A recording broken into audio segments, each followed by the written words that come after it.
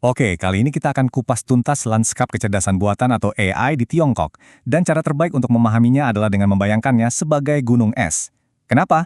Karena apa yang kita lihat di permukaan, itu cuma sebagian kecil dari dunia yang jauh lebih kompleks dan kompetitif di bawahnya. Nah, disinilah cerita sesungguhnya dimulai. Di bawah permukaan, di sanalah kekuatan, kerumitan, dan persaingan sengit ekosistem AI Tiongkok yang sebenarnya tersembunyi. Seringkali tidak terlihat, tapi dampaknya luar biasa. Ini dia peta perjalanan kita. Kita akan mulai dari nama-nama besar di puncak, lalu kita menyelam ke perairan startup yang penuh gejolak, sampai ke fondasi tersembunyi yang menopang semuanya. Siap? Oke, mari kita mulai penyelaman kita dari bagian paling atas, dengan para pemain yang namanya mungkin sudah nggak asing lagi buat kita semua. Tapi jangan salah ya, para raksasa yang dijuluki empat naga, ini nggak semuanya sama. Alibaba misalnya fokus mengintegrasikan AI ke dalam ekosistem komersialnya yang masif. Beda lagi sama ByteDance yang pakai data TikTok buat inovasi produk. Lalu ada DeepSeek yang membangun komunitas lewat open source dan Moonshot AI yang ngejar riset AGI tingkat lanjut. Masing-masing punya jalur uniknya sendiri. Sekarang, kita menyelam sedikit lebih dalam.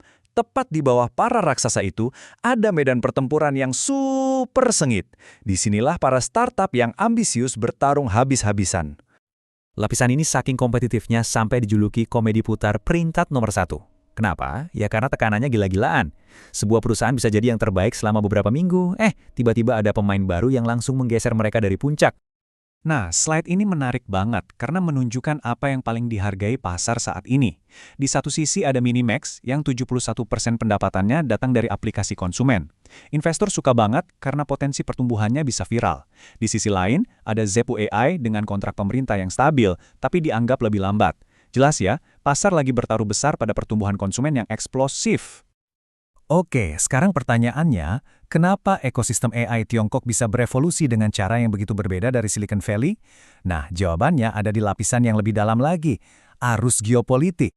Karena menghadapi pembatasan akses ke perangkat keras atau hardware terbaik, perusahaan-perusahaan Tiongkok jadi nggak bisa seenaknya meniru strategi Amerika yang biasanya tinggal bakar uang lebih banyak untuk bikin model yang lebih besar. Disinilah letak kecerdasan mereka. Keterbatasan itu justru mereka ubah jadi keuntungan. Mereka jadi dipaksa untuk lebih pintar. Bukannya adu kuat di hardware, mereka justru fokus mengoptimalkan software dan algoritma untuk bisa melakukan lebih banyak hal dengan daya komputasi yang lebih sedikit. Keren kan? Ini kemudian melahirkan strategi ganda. Di satu sisi, mereka habis-habisan memperkuat rantai pasokan dalam negeri. Di sisi lain, mereka juga mengisolasi riset inti mereka dari tekanan global. Tujuannya untuk membangun ketahanan geopolitik. Nah, semua tekanan ini pada akhirnya menciptakan dua filosofi yang benar-benar berbeda dalam membangun AI.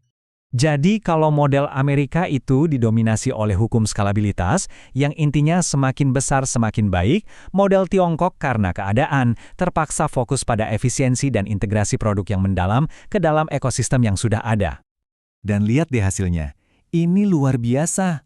Model-model dari Tiongkok sekarang secara konsisten mengalahkan rekan-rekan mereka dari Barat dalam berbagai tolok ukur kinerja utama. Jadi, fokus pada efisiensi itu terbukti membuahkan hasil yang nggak main-main. Fokus pada ekosistem ini juga melahirkan tren besar berikutnya, yaitu Agentic AI. Ini bukan lagi sekedar chatbot yang menjawab pertanyaan kamu ya, ini AI yang bisa bertindak secara otonom untuk kamu. Dari copilot jadi pilot otonom. Biar lebih kebayang, coba lihat ini. Sebuah agen AI yang dibangun langsung di inti sistem operasi ponsel. Dia bisa pesenin ojek online, order makanan, bahkan posting ke media sosial untuk kamu. Semuanya cuma dengan perintah suara. Konsep yang tadinya fiksi ilmiah, sekarang jadi nyata. Oke, ini bagian yang paling krusial. Jadi, apa artinya model-model yang kuat, efisien, dan bahkan banyak yang terbuka dari Tiongkok ini buat kita semua, para pengguna dan developer di Indonesia? Ada satu perusahaan bernama DeepSeek yang strateginya digambarkan sebagai Robin Hood intelektual. Keren kan? Mereka mengambil teknologi AI tercanggih lalu mendistribusikannya ke seluruh dunia, seringkali gratis atau dengan biaya yang sangat-sangat rendah. Dan ini bukan sekedar diskon kecil-kecilan loh. Harga API mereka itu bisa lebih dari 90% lebih murah dibandingkan kompetitornya. Ini secara fundamental mengubah biaya akses ke teknologi AI terdepan. Nah, buat para developer, pengusaha, dan bisnis di Indonesia, Ini artinya adalah akses yang belum pernah ada sebelumnya ke AI yang super canggih dengan biaya rendah. Ini adalah demokratisasi teknologi, peluang baru untuk inovasi tanpa perlu modal raksasa. Akhirnya, kita sampai di bagian paling dasar dari gunung es ini. Fondasi yang membuat semua hal yang kita bahas tadi menjadi mungkin. Jadi, seluruh ekosistem ini sebenarnya berdiri di atas dua pilar utama. Pertama, aliran talenta yang nggak pernah berhenti dari universitas-universitas elit, dan yang kedua, industri perangkat keras domestik yang terus berkembang untuk menyediakan chip-chip penting. Jadi, supaya kita nggak bingung di dunia yang kompleks ini, ada kerangka 3D sederhana yang bisa dipakai. Coba analisis perusahaan AI manapun dari 3 hal. Motivasinya, seberapa besar gravitasi ekosistemnya, dan seberapa kuat daya tahan finansialnya. Ini alat yang berguna banget untuk melihat gambaran besarnya.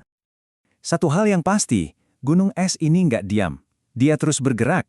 Dan sekarang, Anda punya petanya untuk mengamati dari mana terobosan besar berikutnya akan muncul. Pertanyaannya bukan lagi apakah akan ada ledakan baru, tapi dari lapisan mana dan kapan ledakan itu akan terjadi.